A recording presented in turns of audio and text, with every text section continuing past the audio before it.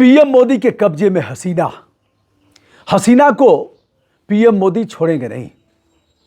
वो मांग रहा है, कह रहा है हसीना हमारी है, हसीना को वापस करिए।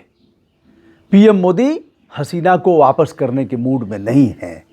हसीना पीएम मोदी के कब्जे में 5 अगस्त 2024 से है। हसीना को जैसे ही पीएम मोदी छोड़ेंगे, हसीना पर तलवार लटक जाएगी। हसीना को वह छोड़ेगा नहीं, लटका देगा। आदेश भी हुआ है। अगर देखा जाए, अंतर्राष्ट्रीय अपराध न्यायाधिकरण के जस्टिस गुलाम मुर्तुजा मजूमदार की अध्यक्षता वाली 3 सदस्यीय अपराध न्यायाधिकरण ने लगभग 1400 छात्रों की हत्या के लिए शेख हसीना को जिम्मेदार ठहराया है और कहा है कि इन्हें मृत्युदंड देना चाहिए। मृत्युदंड की सजा दिया है। यह है 453 पेज का आर्डर, जिसके बाद बांग्लादेश के विदेश मंत्रालय ने भारत सरकार से आग्रह किया है, हसीना हमें दे दे मोदी, हसीना हमें दे दे मोदी। यह एक फिल्म आई थी गब्बर सिंह वाली, उसी का डायलॉग मान लीजिए। यह हाथ हमें दे दे ठाकुर। उस भाषा में मैं नहीं बोल रहा हूँ और हमारा अभिनय इस तरह का नहीं है।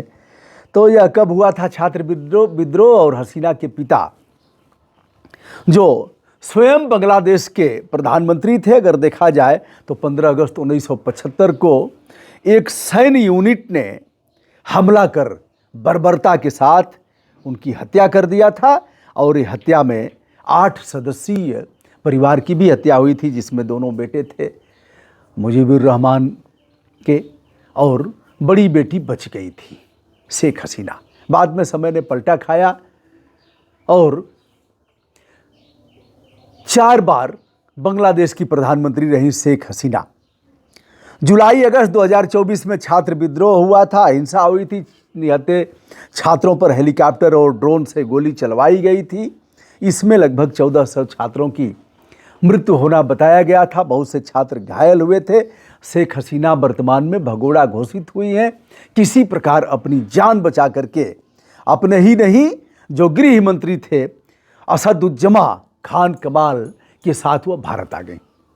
भारत ने तब से इनका पालन पोषण किया और भारत में इनको अपना खाना पीना मिल ही रहा है। 78 वर्षीय शेख हसीना प्राणों की भीख मांग रही हैं। यद्यपि इस ऑर्डर के बाद, जैसा कि बताया जाता है, सोमवार को ढाका में जो अंतर्राष्ट्रीय अपराध न्यायाधिकरण है, उसने यह फैसला सुनाया। सत्ता से बेदखल होने के बाद अंतरिम प्रधानमंत्री मोहम्मद यूनिस ने जो पुनर्गठन किया था अंतर्राष्ट्रीय अपराध न्यायाधिकरण का, यह अंदाजा लगाया जा रहा था कि कुछ ऐसा ही फैसला आएगा। इस फैसले के बाद शेख हसीना ने कहा है कि यह फैसला राजनीति से प्रेरित है और इस फैसले के खिलाफ हम अपील करेंगे। अब इस मामले में 17 दिसंबर तक शेख हसीना को बांग्लादेश पहुंचना है, तभी वह अगले प्रतिष्ठान में अपील करेंगी और गृह मंत्री को भी पहुंचना होगा। क्या पहुंचेंगे? क्या भारत से बांग्लादेश शेख हसीना को हासिल करेगा?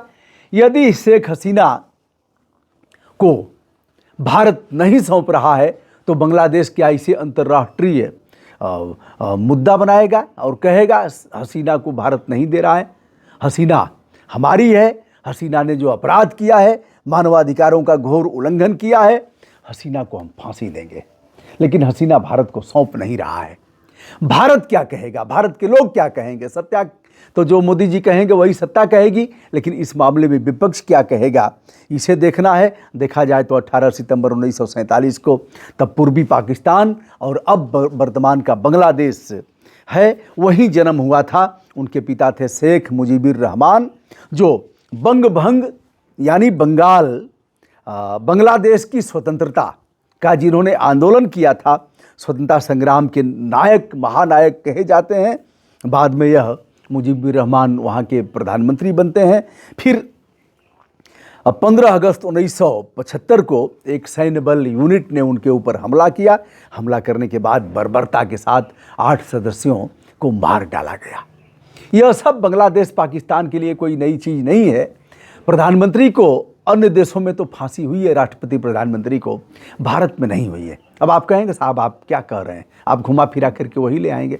मैं यह नहीं कह रहा था दोस्त, कानून से ऊपर न प्रधानमंत्री है न राष्ट्रपति है, और जब तक अपने पदों पर हैं तब तक इन्हें संरक्षण प्राप्त है। लेकिन जैसे ही पद से हटेंगे फिर सामान्य लोगों की तरह इनके साथ भी ट्रीट किया जाएगा।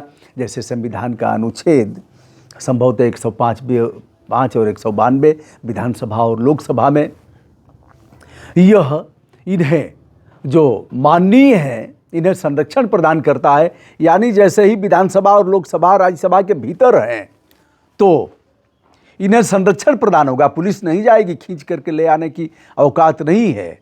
इनका विशेषाधिकार वहाँ स्टैंड करेगा, और जैसे ही उसके बाहर आएंगे वैसे ही सारे विशेषाधिकार समाप्त हो जाएंगे।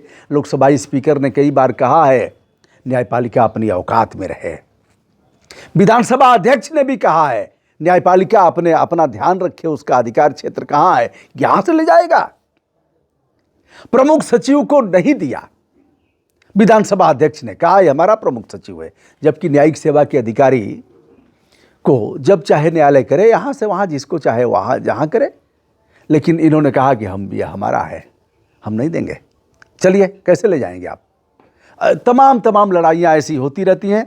ऐसे में अब क्या होगा हसीना का हसीना मान जाएगी, एक फिल्म है, क्या हसीना बांग्लादेश जाएगी या फिर हसीना के हित रक्षक हमारे आदरणीय प्रधानमंत्री नरेंद्र मोदी जी जिनके पास हसीना है, जिनके देश में हसीना है, देश तो हमारा है, सभी का है, पीएम मोदी का ही नहीं है, लेकिन भारत में हसीना है, तो क्या हसीना को नरेंद्र मोदी आसानी से सौंप देंगे? यदि नहीं सौंपेंगे तो बांग्लादेश इस मामले में क्या करेगा?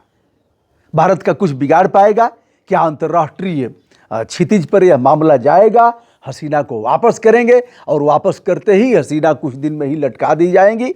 और उनके जो तत्कालीन गृह मंत्री हैं असदुज्जमा कमाल खान, उनको भी लटका दिया जाएगा, जिनके बारे में यह आदेश हुआ है कि मानवता का घोर उल्लंघन किया है, नरसंहार जैसे शब्दों का प्रयोग किया है। अंतर्राष्ट्रीय अपराध न्यायाधिकरण के जस्टिस गुलाम मुर्तुजा मजूमदार की अध्यक्षता में तीन की खंडपीठ। दोस्तों मैं हूं ब्रजभूषण दुबे। इस मामले में बताइएगा कि भारत क्या करेगा? क्या हसीना को पीएम मोदी सौंपेंगे? बांग्लादेश क्या करेगा? अगली कार्रवाई बांग्लादेश क्या करने जा रहा है? और भारत हसीना की रक्षा करेगा या फिर उन्हें वापस भेज देगा? मैं हूं ब्रजभूषण दुबे। संपूर्ण आदर के साथ हमारा प्रणाम आप सभी तक निवेदित किया जाता है।